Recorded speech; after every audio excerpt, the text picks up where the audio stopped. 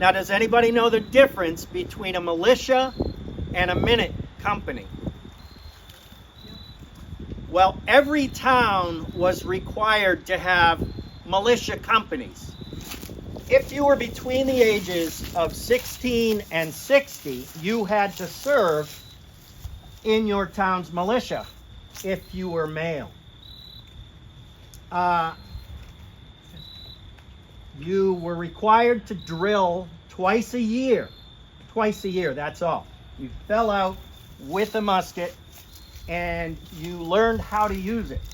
Mostly it involved a lot of drinking. Whereas the Minute Company, once it was formed, was required to drill twice a week. And they were very serious about the drilling. Now in Acton had 2 militia companies, and from those 2 militia companies, they pulled the cream of the crop, the best of the best from each of them, and formed this new Minute Company. Those men then elected Isaac Davis to be their captain. And they drilled twice a week at his house. And they took target practice in his backyard against a tree. The reason all of this happened is because tensions were running very, very high with the mother country at the end of 1774. There had been things like the closure of the port of Boston, the Boston Massacre, the Tea Party. Tensions were so high that towns all around the colony were holding these town meetings, and Acton wasn't the only one that raised a minute company. Many, many towns raised minute companies. And as most of you know, on April 19th, 1775, it all came to fruition. At the Old North Bridge in Concord, the Acton Minutemen led the advance against the British, and Isaac Davis was right up there at the front, and he died in the second volley, along with Abner Hosmer. And later that day, another man from Acton, James Hayward, would also die over in Lexington. So we are the modern day Acton Minutemen. We do this because we honor those original Acton Minutemen. We honor the efforts that Acton made to raise this Minute Company. And so welcome to this event tonight, which honors Crown Resistance Day. Now we will fire a volley to kick things off.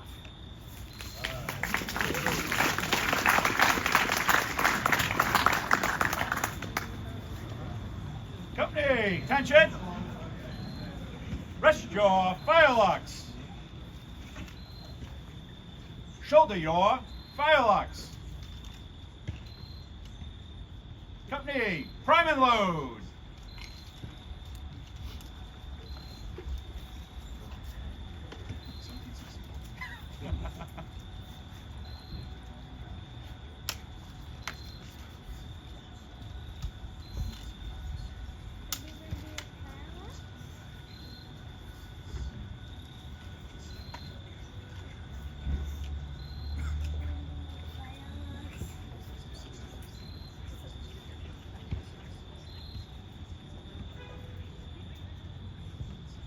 Shoulder your firelocks.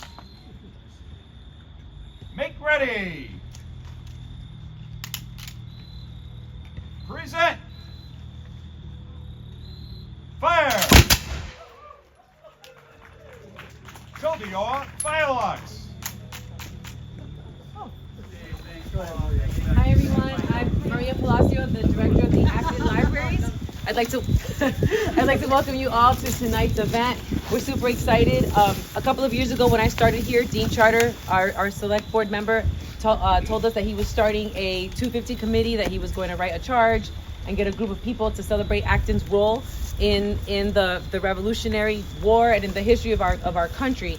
So he wanted us to partner with him, and we said, of course, we would love to partner with you on this. And so the last couple of years have been all kinds of events, lectures, just all kinds of amazing things, walking tours of the town center, all kinds of amazing things that we've partnered with this group. And so we're super excited today that has all culminated in this event today, which is our Colonial Books and Brews. We're serving not just beer in the library, but all kinds of amazing things, history, chocolate, colonial foodways, and just that history that we're so steeped in and so proud for the town of Acton. So I'd like to welcome you all to the Acton Memorial Library and invite you not just to come tonight, but to come as often as you can and as you want, and to ask us any questions. We're here for you. Thank you. I'm Dean Charter. I'm the Vice Chair of the Select Board, and I serve on the Acton 250 Committee. And I think I've got the distinction, not unique, but somewhat uncommon. I was actually here for the 200th anniversary. And at that point, there were a number of things that the town did to commemorate it. You see the granite monuments, markers around the Isaac Davis Trail. Those were installed then. All of the oak trees that were planted on the town common, I actually helped plant those in 1774. It's a little, 1970. They're pretty good size right now. So I think it's important for folks to realize that this is a group community effort. The Select Board in 2022 approved working on this as one of our short-term goals. And the committee charge that the Select Board approved includes, in part, events might include but are not limited to parades, reenactments, speaker series, and other educational events. And it could also include physical reminders such as plaques, statuary, exhibits, or other items of an enduring nature. When you come inside, go upstairs, you'll see the mural that is almost done, which is going to go behind the Isaac Davis plow, which is in the town hall lobby. The committee will continue until the end of September 2026, so there will be a continuing series of events going on. I really wish to thank everyone that's been involved with it, notably the fellow members of the Acton 250 Committee, the History Subcommittee that's been putting together our speaker series, Merchandising Committee, and buy some merchandise while you're in there, we need the money, and certainly all the town staff, including essentially for this one here, especially the Acton Memorial Library staff. Also like to thank the Acton Memorial Library Foundation for helping to fund this, and for the Acton Lions Club for coming up with substantial funding not only for this event but for the speaker series. And also Dirigible Brewing, our partners from Littleton. Have some beer, it's really good. Thank you very much. I'm Steve Trimble and I'm the committee chair. I just want to thank folks that came to help us out tonight. So we've got the Minutemen, they've been here for the Dirigible launch, and tonight that was... Steve, wait a second. You know, wait for the Okay. We thank the library staff, does all our registrations, a lot of our promotions. Carl and Lindsay are here from Dirigible, say hi to them. David O'Gara, the muralist, is here. If he'll be upstairs. The library's set up so there's things going on in every corner, so please wander around. David O'Gara is our muralist, he's upstairs. John McKinnon has been handling our store, he's inside.